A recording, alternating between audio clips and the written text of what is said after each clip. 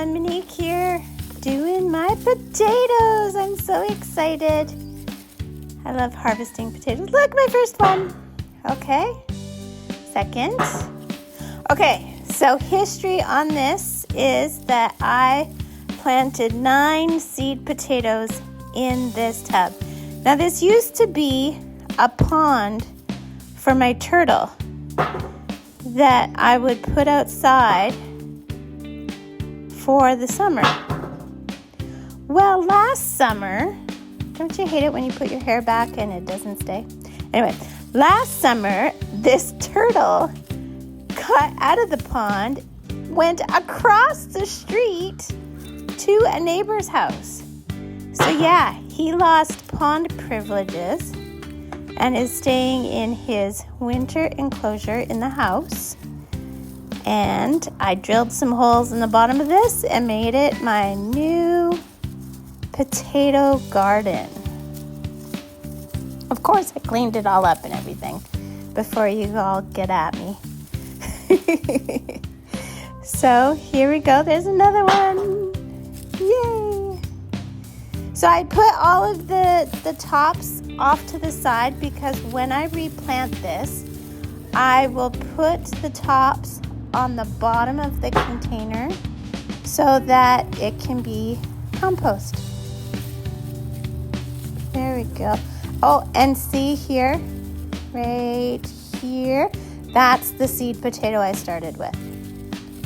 Okay, now we're gonna take a little bit more. There we go.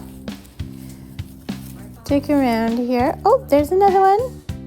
I mean, they're not huge, but they're good for the spring harvest. So, yeah, I'm just gonna go along. So the little tiny potatoes, I was told that they actually will grow. So, I have to stretch out my knees. My knees get sore. So see these little tiny ones I'll bring in, but the really, really tiny ones, I figure I'll leave in the container. They can either become compost. There's another seed potato there. They can either become compost or maybe they'll grow something. Who knows? Maybe that person was right. It's a pretty good little batch. So yeah, I put 9 seed potatoes in this little pond here. And we've got well over 9 potatoes already. So I think that's a pretty good return on my investment there. Yeah, here we go, another one.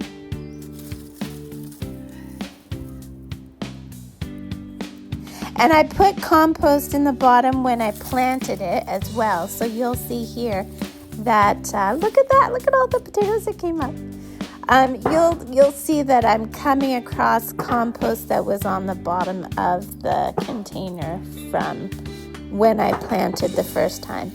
So it is July right now, the beginning of July. Well, kind of mid-July. Here, I'm going to change positions here. Yeah, I need to reach over here more. So it's mid-July, so I am going to replant these, and I'm hoping I will get another harvest. Probably late September, early October. That's what my plans are.